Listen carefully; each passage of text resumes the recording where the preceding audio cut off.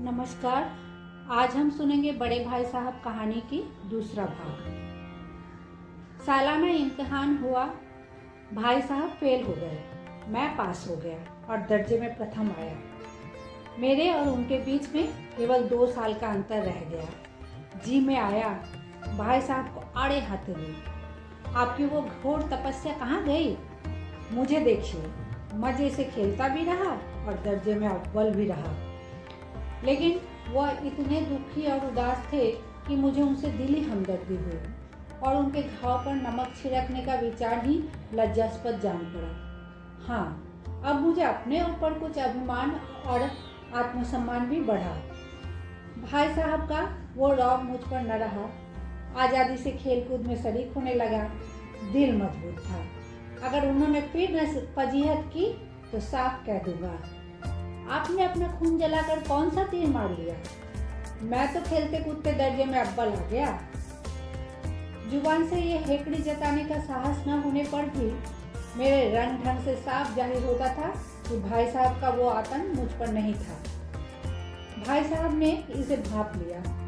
उनकी सहज बुद्धि बड़ी तीव्र थी और एक दिन जब मैं भोर का सारा समय गुल्ली डंडे की भेंट करके ठीक भोजन के समय लौटा तो भाई साहब ने मानो तलवार खींच ली और मुझ पर टूट पड़े। देखता हूँ इस साल पास हो गए और दर्जे में अव्वल आ गए तो तुम्हें दिमाग हो गया है।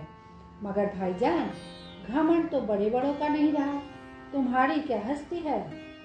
इतिहास में रावण का हाल तो पढ़ा ही होगा। उसके चरित्र से तुमने कौन सा उपदेश लिया या यूं ही पढ़ रह गए? महज इम्तिहान पास कर लेना कोई चीज़ नहीं। असल चीज़ है बुद्धि का विकास। जो कुछ पढ़ो उसका अभिप्राय समझो। रावण भूमंडल का स्वामी था। ऐसे राजाओं को चक्रवर्ती कहते हैं। आजकल अंग्रेजों के राज्य का विस्तार बहुत बढ़ा हुआ है, पर उन्हें चक्रवर्ती नहीं कह सकते। संसार में अनेकों राष्ट्र अंग्रेजों का आधिपत्य स्वीकार ही नहीं करते, बिल्कुल स्वाधीन है। रावण चक्रवर्ती राजा था। संसार के सभी महीप उसे कर देते थे। बड़े बड़े देवता उसकी गुलामी करते थे। काम और पानी के देवता भी उसके दास थे। मगर उसका अंत क्या हुआ? घमंड ने उसका नामो निशान तक मिटा दिया। कोई उसे एक चुल्लू पानी देने वाला भी न बचा। आदमी और जो कुकर्म चाहे करे, पर अभिमान न करे, इतराए नहीं। अभिमान किया और दीन दुनिया दोनों से गया। शैतान का हाल भी पढ़ा ही होगा। उसे ये अभिमान हुआ था कि ईश्वर का उससे बढ़कर सच्चा भक्त कोई है ही नहीं। अंत में ये हुआ कि स्वर्ग से नरक में ढकेल दिया गया। साहिरुम ने भी एक बार अहंकार किया था। भीख मांग मांग कर मर गया। तुमने तो अभी केवल 1 दर्जा ही पास किया है और अभी से तुम्हारा सिर फिर गया।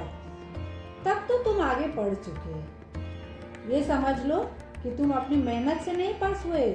अंधे के हाथ बटेर लग गई। मगर बटेर केवल एक बार हाथ लग सकती है, बार बार नहीं लग सकती।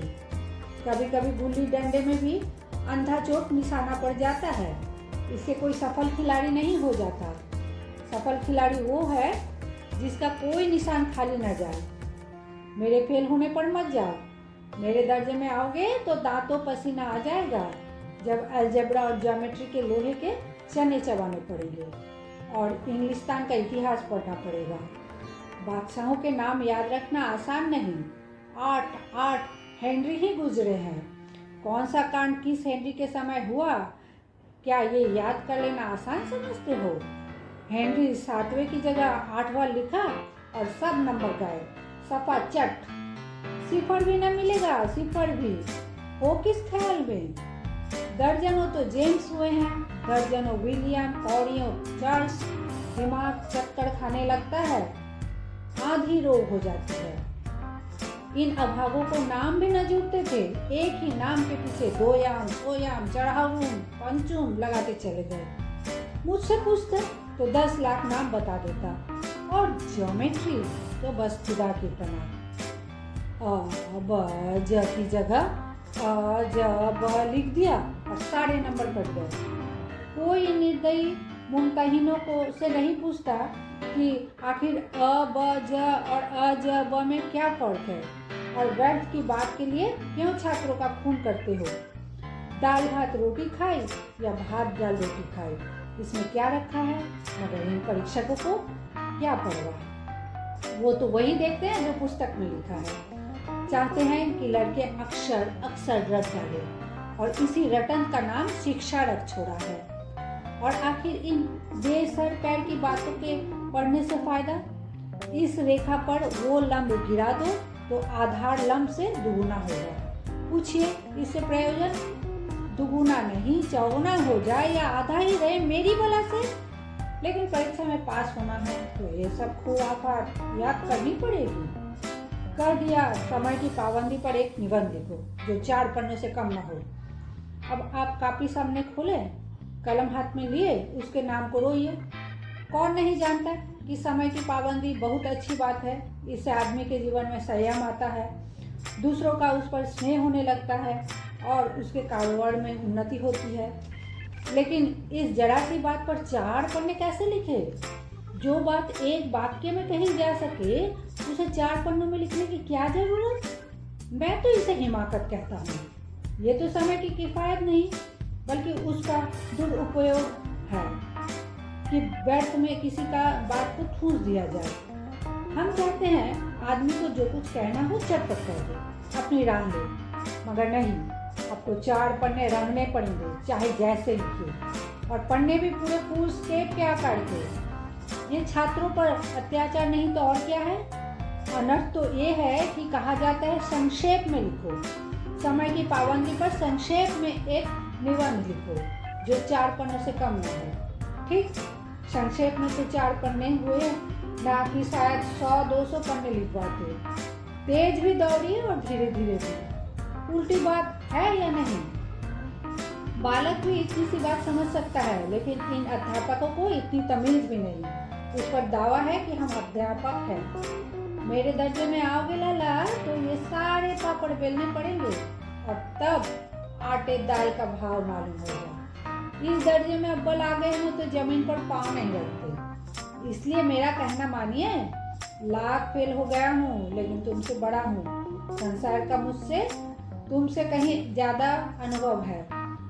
जो कुछ कहता हूँ उसे गिरा बांधिए, नहीं तो पछताइएगा। स्कूल का समय निकट था, नहीं तो ईश्वर जाने ये उपदेश माला कब समाप्त होती। भोजन आज मुझे निस्वाद सा लग रहा था। जब पास होने पर यह तिरस्कार हो रहा है तो फेल हो जाने पर तो शायद प्राण ही ले लिए जाए। भाई साहब ने अपने दर्जे की पढ़ाई को जो भयंकर चित्र खींचा था उसने मुझे भयभीत कर दिया। स्कूल छोड़कर घर नहीं भागा, यही ताज्जुब है। लेकिन इतने तिरस्कार पर भी पुस्तकों में मेरी अरुचि ज्यों की त्यों बनी रही। खेल कूद का कोई अवसर हाथ से जाने न देता। पढ़ता भी मगर बहुत कम, बस इतना कि रोज का टास्क पूरा हो जाए और दर्जे में जलील न होना पड़े। अपने ऊपर जो विश्वास पैदा हुआ था वो फिर लुप्त हो गया और फिर चोरों का सा जीवन कटने लगा।